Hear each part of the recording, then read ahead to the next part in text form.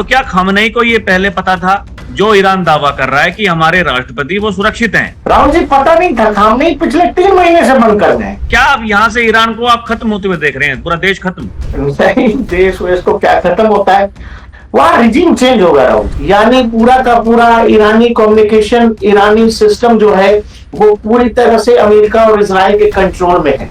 तो इजराइल पर अगर ईरान के जो भी जवाबी कार्रवाई होगी उसका 10% भी अगर ईरान सफलतम रूप से कर लेता है तो इजराइल को नुकसान तो बहुत हो जाएगा। दिन दहाड़े तेहरान से लेकर इस्फहान और तमाम जगहों पर ये जो बम बरस रहे हैं और जिसमें सुप्रीम लीडर का घर है, ये इसीलिए हो रहा है राहुल जी, क्योंकि वो ईरान को ह्यूमिलेट करना चाहते हैं, वो ईरान को दुनिया में बेइज्जत करना चाहते हैं। राहुल जी, ये बताया जा रहा है, जो इनिशियल जानकारी है उसमें IRGC के हजारों लोग मारे गए हैं कि ईरान ने अपनी मिसाइल इजराइल के ऊपर बरसानी शुरू कर दी है। दर्शकों नमस्कार, DNP इंडिया में आपका स्वागत है। मैं हूं आपके साथ राहुल चौधरी, मेरे साथ मेरे सहयोगी प्रकाश हैं। दर्शकों, जिसका इंतजार था अब वो क्षण आ चुका है। अमेरिका और इजराइल ने मिलकर के ईरान पर हमला कर दिया है और राष्ट्रपति डोनाल्ड ट्रंप का यह कहना है कि हम ईरान को परमाणु शक्ति कभी भी नहीं बनने देंगे। ट्रंप ने यह कहा है कि जितनी भी उनकी सेना है सबको बर्बाद कर देंगे।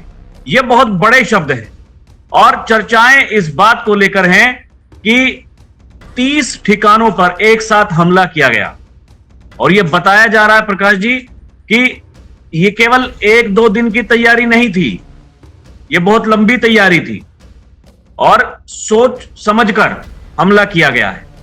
अब देखिए, एक तो बड़ी बात जो इस समय सोशल मीडिया पर चल रही है, लोग ये कह रहे हैं कि प्रधानमंत्री मोदी अभी 2 दिन पहले इजराइल के दौरे पर थे, वहां से वापस आए हैं और तुरंत ये हमला हो गया। ये कैसे आप देख पा रहे हैं? और क्योंकि ईरान ने भी कह दिया है कि ये हमले की शुरुआत आपने की है, लेकिन इसका खात्मा हम करेंगे। जो उनके सुपर लीडर हैं खamenei, बताया गया कि उनके ठिकाने को भी निशाना बनाया गया है, लेकिन वो अभी फिलहाल सुरक्षित बताए जा रहे हैं। हाँ, ये बड़ी बात है राहुल जी, और यहीं से मामला ज्यादा एस्केलेट होने की संभावना है। इजराइल इसको और अमेरिका इसको 4 दिन का लिमिटेड कैंपेन बता रहे हैं कि जी 4 दिन तो हम अभी रुकने वाले नहीं है। ये पहला दिन है।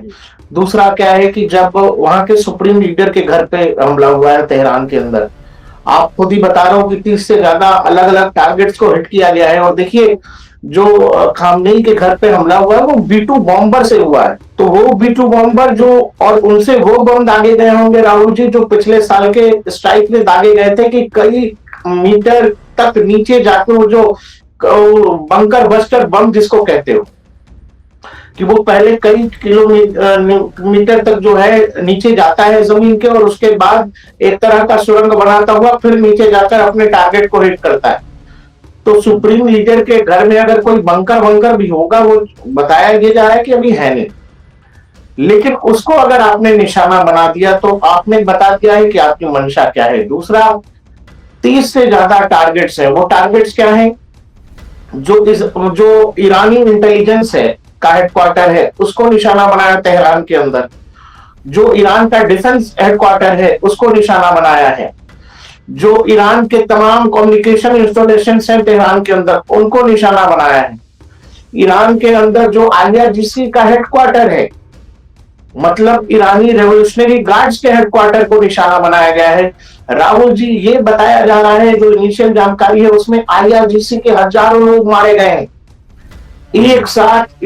मतलब ईरान के अंदर जो IRGC के टॉप कमांडर्स हैं, कोर कमांडर्स हैं, उनको निपटा दिया है मोसाद ने और इजराइल ने। और जो कहा गया है कि भाई हम इसको बहुत लंबे समय से प्लान कर रहे थे, और देखो जिस लेवल का स्ट्राइक हो रहा है, यानी पूरे ईरान में बम मारे जा रहे हैं, यानी पूरा का पूरा ईरानी कम्युनिकेशन, ईरानी सिस्टम जो है वो पूरी तरह से अमेरिका और इजराइल के कंट्रोल में है। ईरान चाहकर भी जवाबी हमला अभी नहीं कर पाएगा जिस समय इजराइल और अमेरिका ऑपरेशन को अंजाम दे रहे हैं। लेकिन IRGC के हवाले से जो बड़ी खबर ये आ रही है कि ईरान हमले की तैयारी कर रहा है और चेतावनी इजराइल में, वहां पर उन्होंने अपने स्कूल बंद कर दिए हैं वर्क फ्रॉम होम करने की बातें की जा रही हैं, सड़क वहां भी खाली है, सायरन वहां भी बज रहे हैं। दरअसल एक चीज देखिए, इजराइल की सबसे बड़ी बड़ी दिक्कत यह है कि इजराइल बेहद छोटा है राहुल जी। वो कई किलोमीटर की चौड़ाई, सैकड़ों किलोमीटर की चौड़ाई और सैकड़ों किलोमीटर की लंबाई में पूरा देश है इजराइल। तो इजराइल पर अगर ईरान के जो भी जवाबी कार्रवाई होगी उसका 10% भी अगर ईरान सफलतम रूप से कर लेता है तो इजराइल को नुकसान तो बहुत हो जाएगा। ईरान क्षेत्रफल की दृष्टि से बेहद बड़ा देश है, लेकिन जो जो जगहों पर मारा है अमेरिका और ईरान, ये इजराइल ने इस्फहान में मारा है। इस्फहान वो जगह है जो वहां उनकी न्यूक्लियर साइट है मेन, एक खुर्दम करके जगह है, वहां मारा है। वहां उनके बैलिस्टिक मिसाइल्स का जखीरा है। पूरे के पूरे तेहरान में अधिकतर जो मारा है वो नॉर्थ तेहरान और जिस तरफ सुप्रीम लीडर का घर है और तमाम आईआरजीसी के जो मेन हेडक्वार्टर्स हैं उनको निशाना बनाया है। आप जब इस लेवल पर, और वो कह रहे हैं कि हम इसकी तैयारी महीनों से कर रहे थे, और यूएस का जो सबसे बड़ा युद्धपोत है, सबसे बड़ा युद्धपोत, वो हाइफा बंदरगाह पर लगा हुआ है। वो हाइफा बंदरगाह पर इसलिए है राहुल जी कि जब इधर से ईरान जवाबी कार्रवाई करेगा तो इजराइल को बचाने के लिए जो इजराइल के एयर डिफेंस सिस्टम, आयरन डोम या जो कुछ भी होगा, उनके पास 12 सिस्टम है। अभी अभी उन्होंने इंटीग्रेट किया है अपना laser beam system, iron beam करके कह रहे हैं कि लेजर गाइडेड रेज से जो है वो ड्रोन या फिर मिसाइल को हवा में नष्ट करेंगे। अगर वहां इजराइल कमजोर पड़ता है तो उसके लिए वो पूरा का पूरा जंगी बेड़ा उन्होंने हाइफा पोर्ट पर खड़ा कर दिया है अमेरिका ने। अगर वहां से जरूरत भी पड़ेगी इजरायली एयर डिफेंस को या फिर इजराइल को एयरफोर्स की जरूरत पड़ेगी तो वहां से अमेरिका के F-35, F-22 रैप्टर ये सब उड़ेंगे और ईरान में हमला करके आएंगे।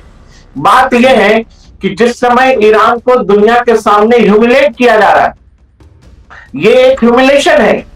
आप पिछले 8-10 जितने भी युद्ध को आप याद करो, वो युद्ध चाहे अगर ईरान में ही अगर अमेरिका अटैक कर रहा है, वो रात के अंधेरे में हुए हैं, वो रात को हुए हैं।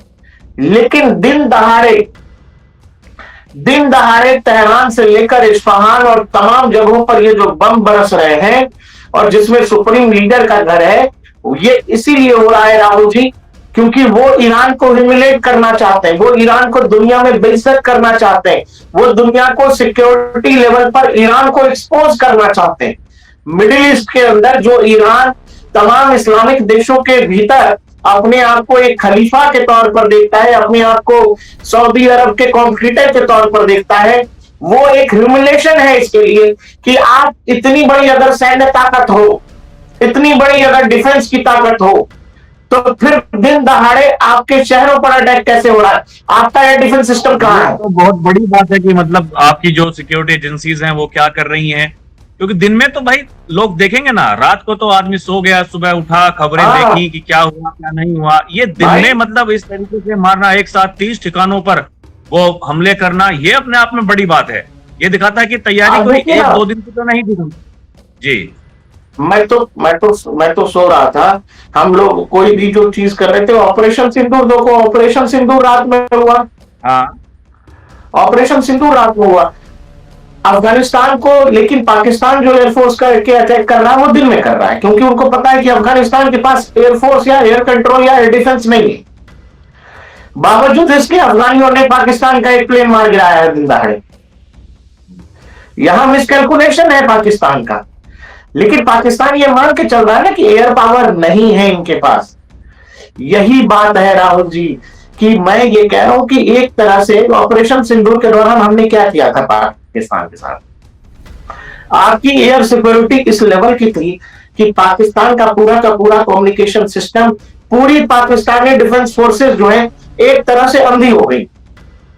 उनके पास हर तरह का जो भी कम्युनिकेशन आ सकता था, जो जानकारी आ सकती थी, जिसको लेकर वो हम पर अटैक कर सकते थे, वो सब कुछ उनका ठप हो गया।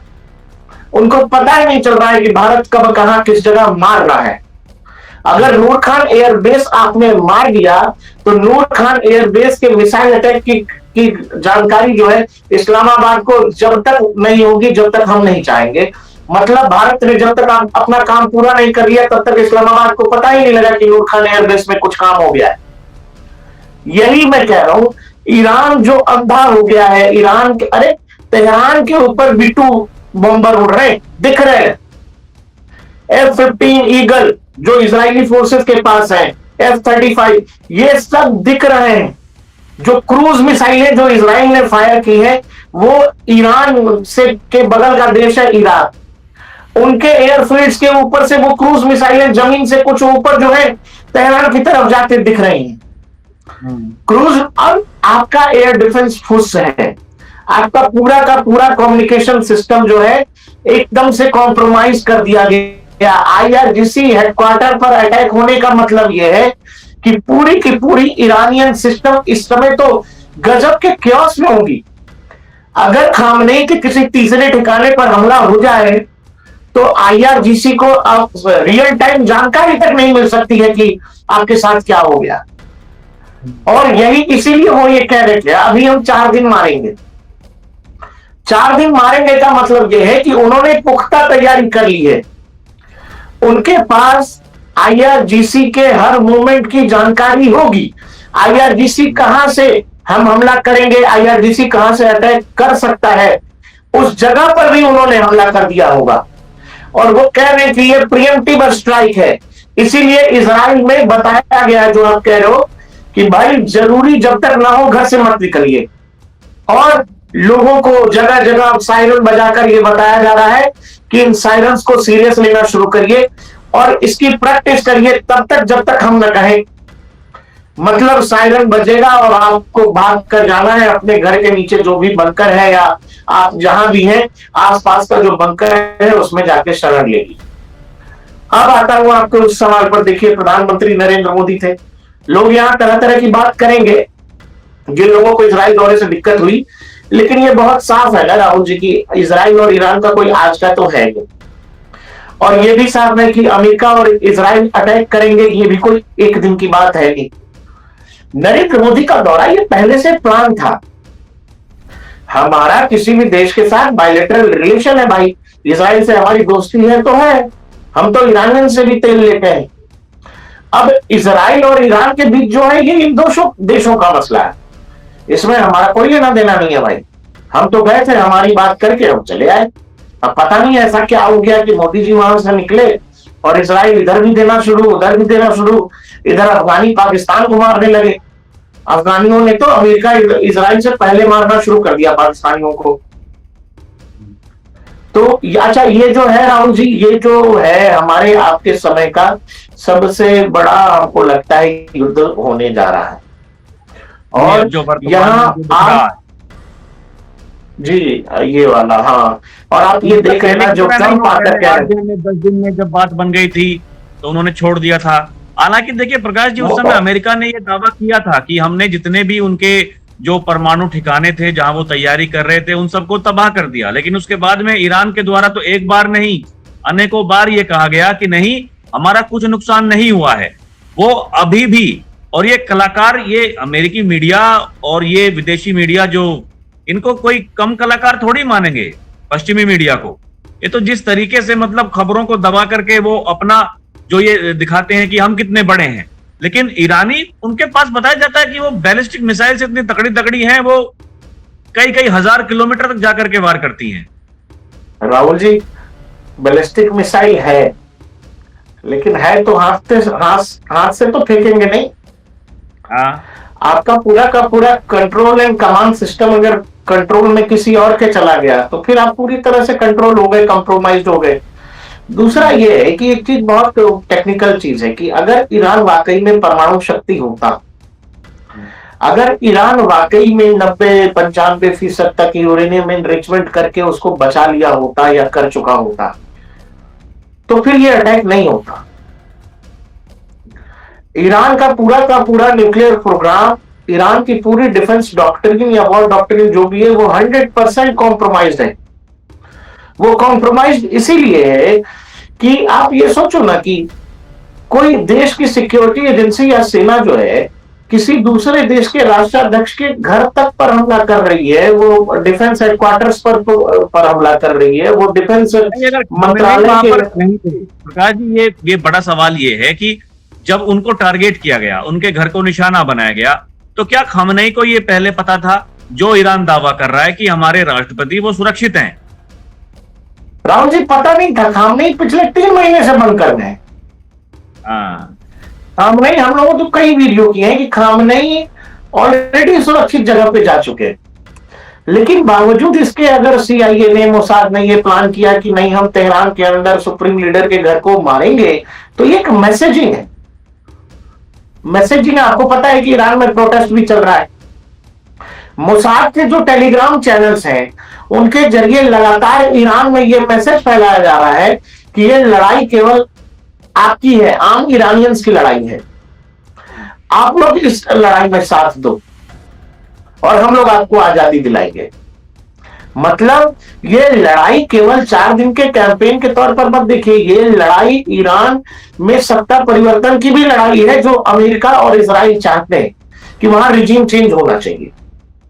अब डोनाल्ड ट्रंप क्या कह रहे हैं? डोनाल्ड ट्रंप ये कह रहे हैं कि ये जो ईरान में बैठे लोग हैं, ये सब बड़े क्रूर और बदमाश किस्म के लोग हैं, इनको हटाना पड़ेगा। ईरान ने हमला शुरू कर दिया है प्रकाश जी, मिसाइलें बरसानी शुरू कर दी हैं, सायरन वहां पर बजने लगे हैं। देखिए, हम बात ही कर रहे हैं और खबरें ये आने लगी हैं कि ईरान ने अपनी मिसाइल इजराइल के ऊपर बरसानी शुरू कर दी हैं। वहां से भी अब वीडियो सामने आने लगे हैं। तो राहुल जी, इसीलिए हम लोगों ने ये कहा कि ये हमारे आपके दौर का बड़ा हमला है। अब आपको पता है डोनाल्ड ट्रंप किस लेवल के इगोइस्टिक आदमी हैं, और एक बात आप तय मानिए, ईरान जितनी बार भी इजराइल पर हमले करता है, वो 2 कारणों से करता है। पहला तो ये कि उसको ये दिखाना है कि हम हमला कर सकते हैं। दूसरा, राहुल जी, हम किसी को बार बार रॉकेट मार रहे हैं, थप्पड़ मार रहे हैं, और फिर वो वापस आके हमारे 20, 25, 50 ठिकानों पर हमला कर देता है। ऐसा क्यों होता है? दरअसल जो इजरायली हमला होता है, वो पूरे तेहरान को तो खौफ में डाल देता है, लेकिन ईरानी हमला से इजरायलियों को फर्क इसीलिए नहीं पड़ता है क्योंकि ईरान के 90% हमले तो हवा में ही खत्म कर दिए जाते हैं। वो अब इजराइल से सटे हुए इलाका है जॉर्डन का। हाँ, इजराइल से सटा हुआ इलाका है जॉर्डन का। अच्छा, इजराइल को बचाते कौन कौन लोग हैं ये देखिए, इराक, जॉर्डन, इजिप्ट और फिर इजराइल। अगर ईरान को सफलतम मिसाइल अटैक करना है तो उसका मिसाइल जो है इराक के एयर स्पेस से जाएगा, जॉर्डन के एयर स्पेस से जाएगा, कुछ मामलों में इजिप्ट के भी एयर स्पेस से जा सकता है। 3-3, 4-4 देशों से होकर फिर इजराइल में जाता है। और ईरान, ये तमाम जो देश हैं, वो अमेरिका के कहने पर अपना उस पूरे इलाके में अमेरिका की सेनाएं भी तैनात है। इन तमाम देशों में अमेरिका के एयर बेसेस हैं, सैन्य अड्डे हैं। इन सभी जगहों पर एयर डिफेंस ऑलरेडी जो है एक्टिव हो चुका होगा राहुल जी। वो तमाम हथियार और मिसाइल उन्हीं इलाकों में मार गिराएंगे। मुझे नहीं लगता कि इजराइल तक वो हथियार पहुंचेंगे भी। अब इजराइल तक अगर मान लीजिए पहुंच भी गए तो वहां पर वो जंगी बेड़ा खड़ा है हाइफा पोर्ट में, वो अपने एयर डिफेंस से मार गिराएगा। तो कई लेयर की इजराइल को पहले, मुझे लगता है जो वो कह रहे हैं कि हम कई महीने से तैयारी कर रहे हैं, वो तैयारी यही है राहुल जी कि पूरे इजराइल को पहले multi layered air defence system से सिक्योर किया गया होगा, पूरे इजराइल को। और जब उन्होंने ये पुख्ता कर लिया कि अब हम जब हमला करेंगे और हम ये कोशिश करेंगे कि ईरान हमला करने लायक भी ना रहे, लेकिन बावजूद इसके अगर उधर से जवाबी कार्रवाई आ जाती है तो हमारी इतनी तैयारी होनी चाहिए कि हम उनका कोई हमला सफल नहीं होने दें। क्योंकि आप देखिए जो ट्रंप ने कहा है कि ये जो है ना, ये बहुत बुरे लोग हैं, शैतान किस्म के लोग हैं जो तेहरान में बैठे हैं, जो अमेरिकी बेसेस हैं, जो अमेरिकी सैन्य अड्डे हैं, जो अमेरिका के सहयोगी हैं, ये तेहरान में बैठी रिजीम उन सभी के लिए खतरा है। अब उन सभी के लिए खतरा है तो ये बात आप समझो, ये तैयारी हमला जिस दिन ट्रंप कह रहे थे उसी दिन कर देते अगर दिन में ही करना था तो। लेकिन ये तैयारी, ये हमला तब हुआ है जब उन्होंने अपने लेवल पर यह तय कर लिया है कि जो भी हमारे मिलिट्री इंस्टॉलेशंस हैं मिडिल ईस्ट के अंदर, वो चाहे सऊदी अरबिया में हो, जॉर्डन में हो, यूएई में हो, इजिप्ट में हो, इवन टर्की में भी है, इराक के अंदर एयर बेसेस हैं, मिलिट्री बेसेस हैं अमेरिका के। तो जब उन्होंने ये तय कर लिया कि हम हमारी सिक्योरिटी पुख्ता करते हैं, अगर हम पर अटैक करता है ईरान, जो बैलिस्टिक मिसाइल की ताकत है उनके पास, तो हम अपनी सिक्योरिटी पहले करेंगे, हम उस लेवल की तैयारी कर ले कि उस जवाबी कार्रवाई का जवाब भी हम मजबूती से दे दें। तब ये हमला हुआ है। और इसीलिए ट्रंप इतने दिन से इतना समय ले रहे थे, क्योंकि उस तैयारी को वक्त लग रहा था। वो जो मल्टी लेयर डिफेंस आपको देखने को मिलेगा, क्योंकि आप देखो ना, दुनिया को दिखा के थप्पड़ मारा गया है ईरान को, दुनिया को दिखा के कि तुम खलीफा हो। और दुनिया में 57 इस्लामिक देश हैं, जिसमें सब के सब सुन्नी है, इकलौता शिया देश है। पूरी दुनिया ये तमाशा देखेगी, कोई ईरान के समर्थन में नहीं बोलने वाला है। राहुल जी, सऊदी अरब है ना पड़ोसी देश, ये तमाम तो सब मुस्लिम देश है। मिडिल ईस्ट से कोई एक देश खड़ा नहीं होगा। जबकि खतरा ये भी है कि अगर ईरान को ये लगेगा कि वो इजराइल को निशाना नहीं बना पा रहा है, वो अमेरिका के सैन्य अड्डों को निशाना नहीं बना पा रहा है, तो ये हो सकता है उन देशों के मिलिट्री इंस्टॉलेशन या मिलिट्री हेडक्वार्टर्स को निशाना बनाने लगे, जिन लोगों ने अमेरिका की सेनाओं को अपने देश में बिठा रखा है। तो फिर क्या होगा, मिडिल ईस्ट में ये युद्ध एस्केलेट हो जाएगा। सऊदी अरबिया इस युद्ध में एंटर कर सकता है, इस युद्ध में यूएई एंटर कर सकता है, जॉर्डन एंटर कर सकता है। ये सारा का सारा संकट है। लेकिन अमेरिका ने ये सब कैलकुलेट किया होगा अपने लेवल पर। मुझे नहीं लगता कि मोसाद और सीआईए इस बात के खतरे को नहीं भाप रहे होंगे कि भाई हमको छोड़ के हो सकता है हमारे सहयोगी देशों को मारना शुरू कर दे, या फिर वो देश जो ईरान का तमाशा देख रहे हैं, या वो देश जिनको लगता है कि बढ़िया है ठोको इनको। तो ईरान हो सकता है भाई उनको नहीं मार के हम जो नजदीक है उसको मारेंगे। लेकिन यही बात है, अब फिर सऊदी अरब भी अपनी सुरक्षा के लिए अमेरिका का मुंह दिखेगा कि भाई तुम्हारी वजह से हम मिसाइल क्यों खाएंगे, अगर ये किए हो तो फिर तुमको ही लड़ना पड़ेगा। तो क्या है, बेसिकली ये है ना कि ईरान के प्रतिष्ठा की लड़ाई है। अब ईरानियंस कितना है, लेकिन वो उनके जो कह रहे हैं, अब देखिए पहले ट्रंप साहब का बयान आया, फिर नेतन्याहू ने भी कह दिया कि भैया परमाणु शक्ति तो नहीं बनने देंगे, खत्म इनको करना ही पड़ेगा। ये मान नहीं रहे हैं हमारी बात, और आखिरी रास्ता यही है कि अब की बार खत्म करो, और टेबल पर बैठ करके बातचीत हो जाएगी, कुछ ऐसा होगा। तो क्या अब यहाँ से ईरान को आप खत्म होते हुए देख रहे हैं, पूरा देश खत्म? नहीं, देश वेश तो क्या खत्म होता है, वहां रिजीम चेंज होगा राहुल जी। वहां वो लोग बैठाए जाएंगे जो अमेरिका और इजराइल के लिए फील्डिंग सेट करें या काम करें। बेसिकली बात क्या है ना कि ईरान न्यूक्लियर पावर होगा या नहीं होगा, ये केवल अमेरिका और इजराइल पर डिपेंड नहीं करता है। क्या मिडिल ईस्ट के देश चाहते हैं कि ईरान न्यूक्लियर पावर हो जाए? ये मुल्ला मुनीर का देश, असीम मुनीर और शहबाज शरीफ चाहते हैं कि ईरान न्यूक्लियर देश हो जाए? ये जो दुनिया में 57 इस्लामिक ममालिक है, क्या वो इस्लामिक देश चाहते हैं कि ईरान न्यूक्लियर देश हो जाए? इनमें से कोई नहीं चाहता है न्यूक्लियर देश हो जाए। दूसरा क्या है, राहुल जी, कि अगर ईरान न्यूक्लियर देश हो जाए तो फिर सऊदी अरबिया कहेगा कि हमको भी न्यूक्लियर बम बनाना है। सऊदी अरबिया न्यूक्लियर बम बना लेगा तो फिर यूएई कहेगा कि भाई हमको भी बनाना पड़ेगा, क्योंकि हमारी दुश्मनी है। तो एक नया कंपटीशन न्यूक्लियर वेपन्स को लेकर मिडिल ईस्ट के अंदर, इवन देश में शुरू हो जाएगा, दुनिया में शुरू हो जाएगा। और ईरान इसीलिए भी नहीं चाहता है इजराइल, क्योंकि देखिए जो ईरानियंस है ना राहुल जी, और बाकी जो मिडिल ईस्ट के लोग हैं, ये ईरानियंस वो हैं जो पर्शियंस एक जमाने में हुआ करते थे। और ये बेहद, मतलब इस ब्रीड को कह लीजिए या नस्ल कह लीजिए इनको, ये लोग जो हैं बेहद मानसिक तौर पे बड़े कठिन लोग हैं, बेहद कठोर लोग हैं, इनको तोड़ना बड़ा मुश्किल होता है। और ये लड़ाने वाले लोग हैं। आप देखो ना कि ईरान अकेला शिया देश है, लेकिन गाजा कॉज को लेकर ये हमास को पैसा देता है, ये हमास को हथियार देता है, ये लबनान में हिजबुल्लाह को खड़ा कर दिया इन्होंने। इनकी सीमा इजराइल से नहीं लगती है, इजराइल इनका पड़ोसी नहीं है, इनका पड़ोसी इराक है, इनका पड़ोसी सऊदी अरबिया है। लेकिन इजराइल को कमजोर करने के लिए इन्होंने सीरिया से लेकर लेबनान तक जो है फंडिंग कर दी, पैसा दे दिया, हथियार दे दिया और अलग अलग ग्रुप्स खड़े कर दिए। हुतीस को पैसा दे दिया ओमान के अंदर।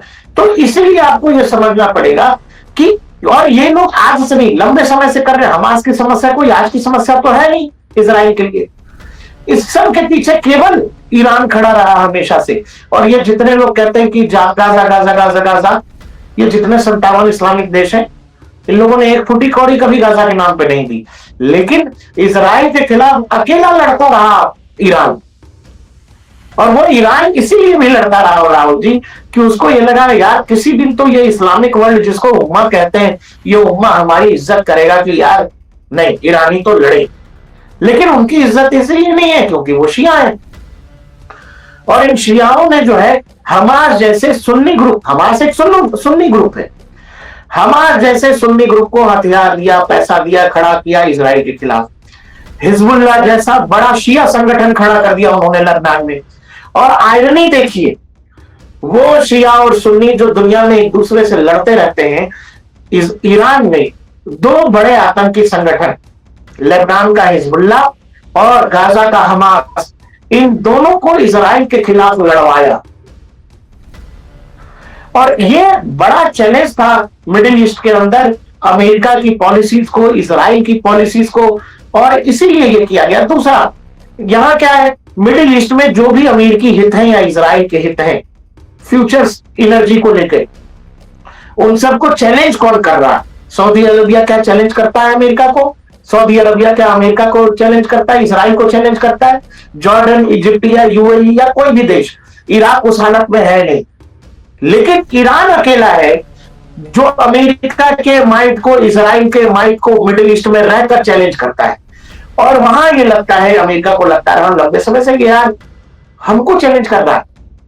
और चैलेंज भी राहुल जी कैसा, दुनिया भर के तमाम प्रतिबंध लगे हुए हैं, तमाम प्रतिबंध। ईरान में जो उनकी जो मुद्रा है, जो रियाल है, वो एक रियाल मुझे लगता है कि कई लाख रुपए के ऊपर चला गया। मतलब हमारे यहाँ का 1 रुपया उनके यहाँ चला जाए तो हमको कई लाख रियाल मिल जाएगा, ऐसी उनकी मुद्रा की कीमत नीचे चली गई है। लेकिन वो लड़ रहे, वो कह रहे हैं हम लड़ेंगे, हम आखिरी उस तक लड़ेंगे। और ये जो जज्बा है ना, इस जज्बे से परेशानी है, इस मतलब मानसिक टफनेस से परेशानी है इजराइल को। और इजराइल मिडिल ईस्ट में किसके हितों को जो है संभालता है या देखरेख करता है? अमेरिका के हितों को। इजराइल मिडिल ईस्ट के अंदर एक छोटा अमेरिका है जो सबको एकदम बड़े से बड़े गुंडों को एकदम ठांस के रखता है। लेकिन उसमें ईरान है कि मानता नहीं है, बोले नहीं तुम खलीफा तो हम भी खलीफा। और इस बार इसीलिए ये जो लड़ाई है, इस लड़ाई का वो लोग बहुत महीनों से इंतजार कर रहे थे, वो मौके का भी इंतजार कर रहे थे। और इसीलिए बार बार कहा जा रहा है कि हम न्यूक्लियर देश नहीं होने देंगे। का मतलब यही है कि अब कहानी यह है कि उन्होंने जो भी यूरेनियम इनरिचमेंट की होगी उस कहानी को 100% न्यूट्रलाइज करने की कहानी है, उसको खत्म करके फिर बात आगे और रिजीम चेंज कर देंगे। वो शाह पहलवी और उसके खानदान के लोग पहले से तैयार बैठे हो, तो कई महीनों से कैंपेन कर रहे हैं, लोगों से बोल रहे हैं कि सड़कों पे निकलिए, प्रोटेस्ट करिए। और ये पूरी कहानी हम ईरान के अंदर रिजीम चेंज की है। और जो कुछ हो रहा है उसमें ईरान के पास कुछ बोलने बताने को है नहीं, क्योंकि ये लड़ाई जमीनी तो है नहीं राहुल जी, ये लड़ाई हवाई है। अब ईरान की एयरफोर्स क्या ये ताकत रखती है कि वो इजरायली एयरफोर्स या अमेरिकी एयरफोर्स का सामना कर सके? नहीं कर सकेंगे राहुल जी। उन पर इतने सारे प्रतिबंध लगे हुए हैं, उनके पास फाइटर जेट्स ही नहीं है, उनके पास आज भी जो हेलीकॉप्टर है वो सोवियत एरा के हेलीकॉप्टर्स हैं, उनका कोई मतलब नहीं है। उनका अपना राष्ट्रपति उस पुराने हेलीकॉप्टर में मर गया।